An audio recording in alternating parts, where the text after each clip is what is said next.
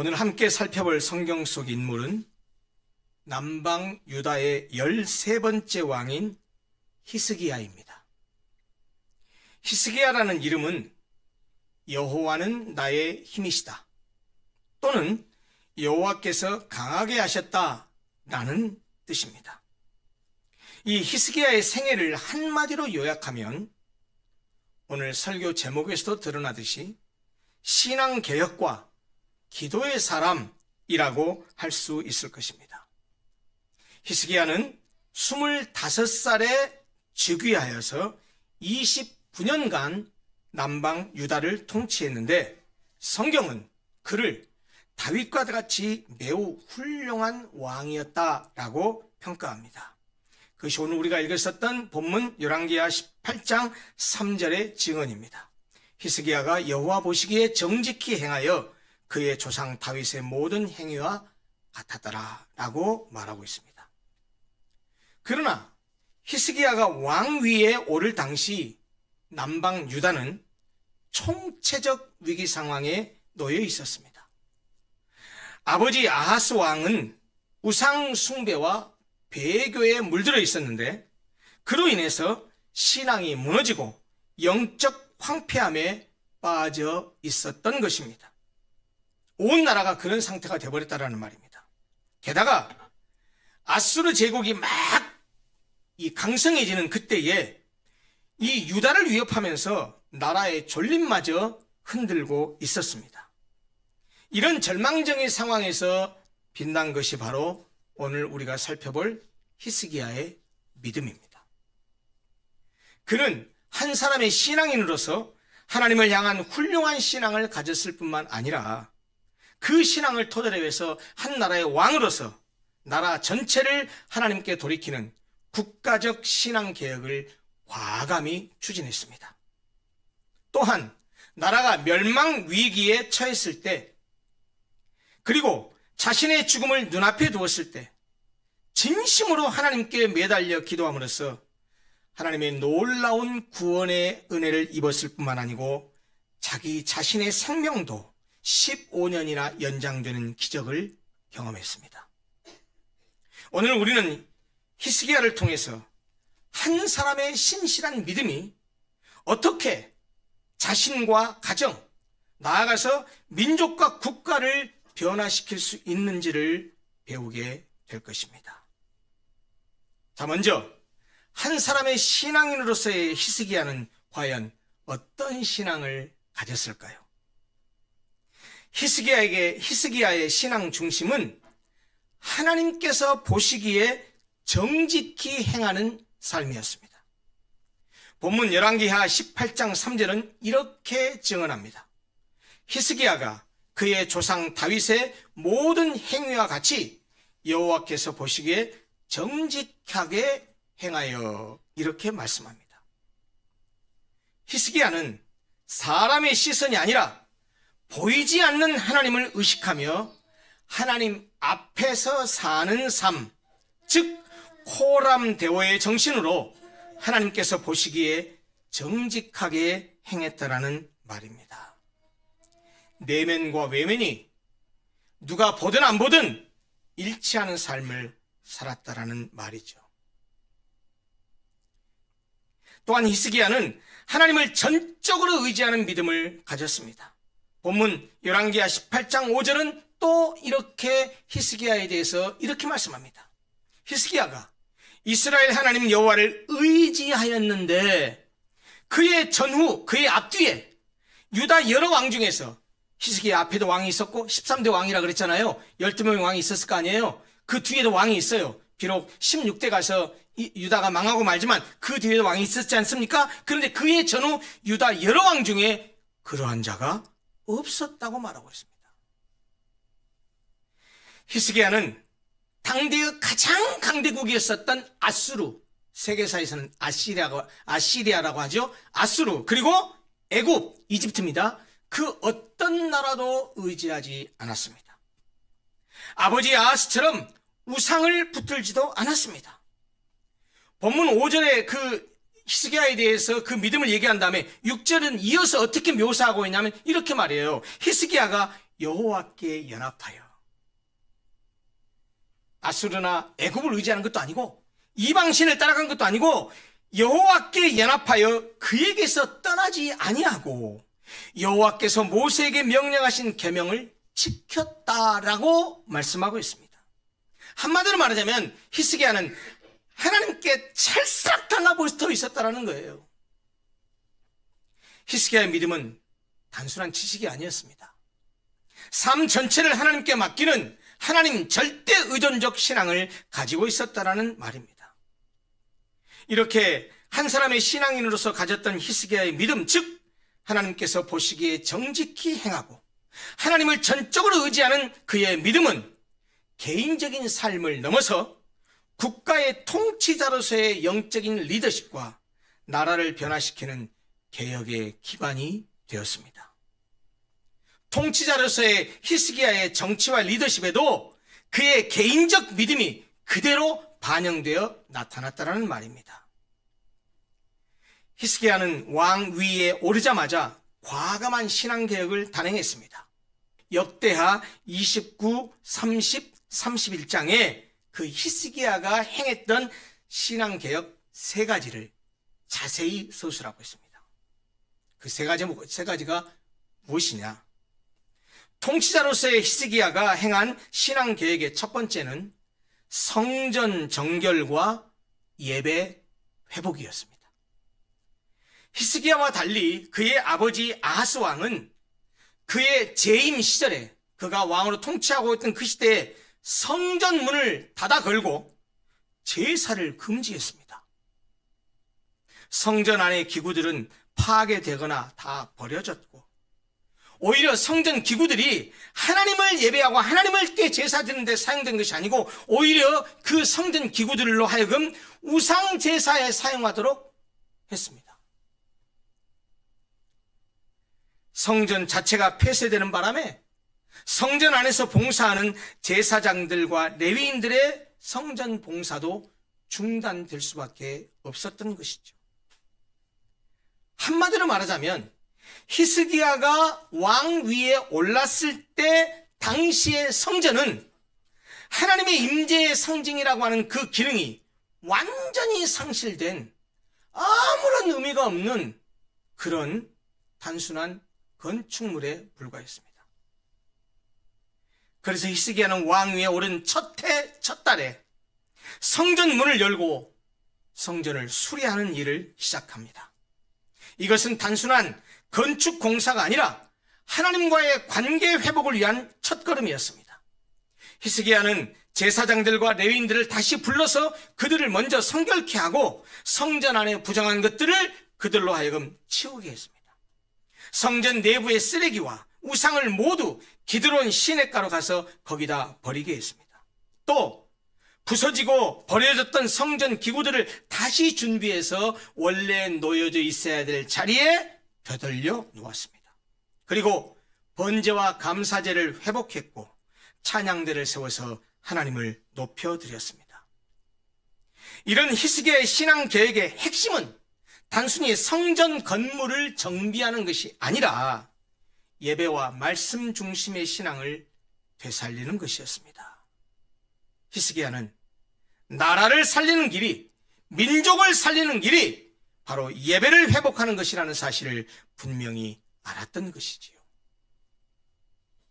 두 번째, 통치자로서의 히스기야가 행한 신앙개혁의 두 번째는 말씀과 언약으로 돌아가는 신앙갱신이었습니다. 히스기야는 성전을 회복한 후에 유월절 절기 준수를 회복했습니다. 여러분, 유월절이 무엇입니까? 출애굽을 기념하고 하나님의 구속을 되새기는 이스라엘 민족으로서는 가장 큰 최대의 그리고 가장 기쁜 민족적인 절기였습니다. 그런데 히스기야의 아버지 선대왕 아하스 왕 때부터 성전이 닫히고 제사가 중단되면서 유월절 역시 오랫동안 지켜지지 않고 있었습니다. 그래서 히스기야는 성전을 회복한 후에 하나님의 백성으로서의 언약의 핵심을 회복하기 위해서 유월절을 다시 지켜야 한다라고 생각했습니다. 그래서 히스기야는 자기가 통치하고 있는 남유다뿐만 아니라 이미 멸망해버린 북방 이스라엘 백성들까지 초청해서 모세의 율법에 기록된 대로, 말씀에 기록된 대로 유월절을 지킴으로써 출애굽 신앙을 회복하고 하나님 앞에서의 언약을 다시 새롭게 했습니다. 이는 단순한 절기 준수가 아니라 말씀과 언약으로 돌아가 하나님과의 관계를 다시 세우는 신앙 갱신 운동이요, 영적 부흥 운동이었습니다. 실제로 이 사건은 남유다 백성이 말씀에 근거한 신앙의 중심을 회복하고 하나님의 언약 백성으로서 새롭게 서는 일대 신앙적 전환점이 되었습니다. 세 번째, 통치자로서의 히스기야가 행한 신앙개혁의 세 번째는 우상 제거였습니다. 히스기야는 아버지 아하스 왕에 의해서 온 유다에 퍼져 있었던 산당들을 모두 제거했습니다. 그리고 우상들, 다시 말하면 주상을 깨뜨려버리고 아세라 목상을 찍어서 없애버렸습니다. 특히 우상을 제거한 이 히스기야의 행적 가운데 놀라운 것은 그때까지도 보관되면서 그때까지도 거기다가 분향을 하고 신처럼 떠받들었던 모세가 광야에서 만들었던 놋뱀을 박살내버린 것입니다. 그때까지도 이스라엘 백성들은 모세가 광야에서 만들었던 그 놋뱀을 향하여서 분향하고 있었는데 그것을 부숴버렸다는 얘기예요. 여러분, 놋뱀이 무엇입니까? 하나님께서 주신 구원의 표징입니다. 그런데 그것이 세월이 흐르면서 놋뱀 자체를 신성시하고 놋뱀 자체를 숭배하는 그런 일이 벌어진 것입니다.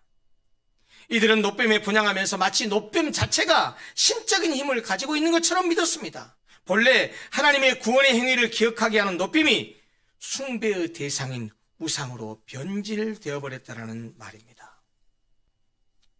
그래서 히스기야는 그렇게 우상이 되어버린 놋뱀을 부셔버렸습니다.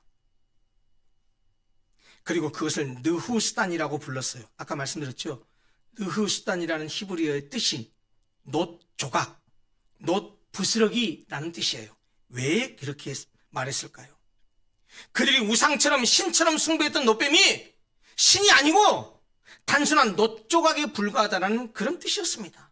이것은 히스기야가 하나님의 자리를 대신하는 어떤 것도 결코 용납하지 않았다라는 사실을 보여줍니다. 그리고 이것은 이스라엘의 신앙을 다시 순수하고 본질적인 하나님 중심으로 돌려놓으려고 했었던 히스기야의 강력한 신앙개혁의 상징이기도 했습니다. 이런 히스기야의 믿음은 국가적 위기 상황에서 더욱 빛났습니다. 아수르 왕 산헤립이 예루살렘을 포위하고 왕의 최측근 고위 관리인 랍사게를 통해서, 랍사게는 고유명사가 아닙니다. 사람 이름이 아니고요, 직책의 이름이에요. 최측근 고위 관리였는데요, 이 랍사게를 통해서 유다의 군사력과 외교력을 조롱했습니다. 그리고 하나님을 모독했습니다. 야, 하나님이 너희를 지킨다고 웃기지 마.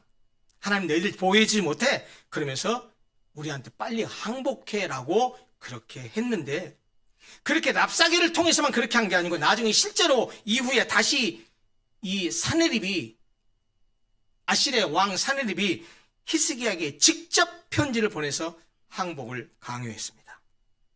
산헤립이 보낸 편지를 받아든 히스기야는 두려워 떨지 않았습니다. 도와줄 이유는 다 찾지 않았습니다. 애굽에게 기대지 않았습니다. 세상적인 방법을 찾지도 않았습니다. 히스기야가 찾은 것은 하나님이었습니다. 히스기야는 성전으로 올라가서 그 편지를 펴냈고 하나님 앞에 엎드려 기도했습니다. 히스기야의 기도를 들어보십시오. 여호와여, 귀를 기울여 들으소서. 여호와여, 눈을 떠서 보시옵소서. 산헤립이, 아시리아의 왕입니다. 협박한 그 왕 산헤립이 살아계신 하나님을 비방하러 보낸 말을 들으시옵소서. 우리 하나님 여호와여, 원하건대 이제 우리를 그의 손에서 구원하옵소서. 그리하시면 천하만국이 주 여호와가 홀로 하나님이신 줄 알리이다. 하나님께서는 이 히스기야의 기도를 들으셨고 여호와의 천사를 보내서 하룻밤 사이에 아수르 군사 18만 5천 명을 전멸시키셨습니다. 하나님을 전적으로 의지한 히스기야의 기도가 나라를 구한 것입니다. 이런 히스기야의 신앙은 국가적 위기에서만이 아니라 개인적 위기에서도 빛을 발했습니다. 아수르의 사내립 침공 사건이 지나간 직후 히스기야는 정확하게 병명이 나와 있지 않지만 중병에 걸렸습니다. 어느 날 이사야 선지자가 찾아와서 네가 죽고 살지 못하리라 라는 선포까지 했습니다. 당시 히스기야의 나이는 약 39세였을 것으로 추정됩니다. 쉬운 말로 젊은 나이에 새파란 나이에 시한부 사형 선고가 내려졌다라는 말입니다. 인간의 시각에서는 회복 불가능한 상태였습니다. 그러나 죽음을 선고받은 히스기야의 반응은 절망과 좌절이 아니라 기도였습니다.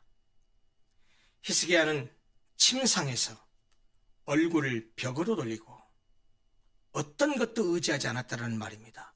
얼굴을 벽으로 돌리고 통곡하며 하나님께 간절히 기도했습니다. 죽음 앞에 선 히스기야는 자신의 힘이나 정치적인 권력, 의술보다도 하나님을 찾았고 하나님을 의지했습니다. 사람을 보지 않고 하나님만 바라보는 집중적인 기도를 드렸습니다. 이렇게 기도했습니다.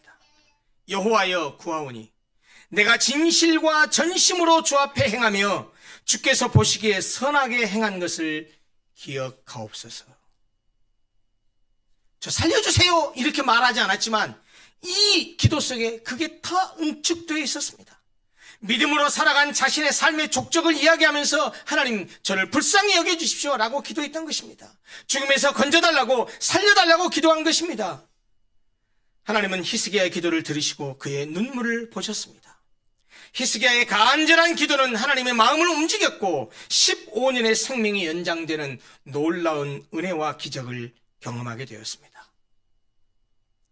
이사야서 38장을 보면 히스기야가 병에서 회복된 뒤에 고백한 감사시가 굉장히 길게 기록되어 있습니다. 38장 17절만 읽어드릴게요. 다 병에서 고침받은 후에 히스기야가 하나님께 감사하면서 고백한 내용입니다. 내게 큰 고통을 더하신 것은 내게 평안을 주려 하심이라. 주께서 내 영혼을 사랑하사 멸망의 구덩이에서 건지셨고 내 모든 죄를 주의 등 뒤에 던지셨나이다. 사랑하는 성도 여러분, 히스기야는 위대한 정치가 이기 이전에 먼저 하나님을 전적으로 신뢰한 한 사람의 신앙인이었습니다. 히스기야가 뛰어난 정치가 있지만 그의 진정한 위대함은 하나님을 전적으로 신뢰한 그의 믿음에 있었습니다. 그의 믿음과 간절한 기도가 나라를 살렸고 또한 그의 생명이 연장되는 은혜로 이어졌습니다. 오늘 우리는 히스기야를 통해서 4가지를 배울 수 있습니다. 첫째, 하나님 보시기에 정직히 행하는 신앙. 둘째, 예배와 말씀으로 돌아가는 신앙개혁. 셋째, 위기 속에서 오직 하나님만을 붙드는 영적인 리더십.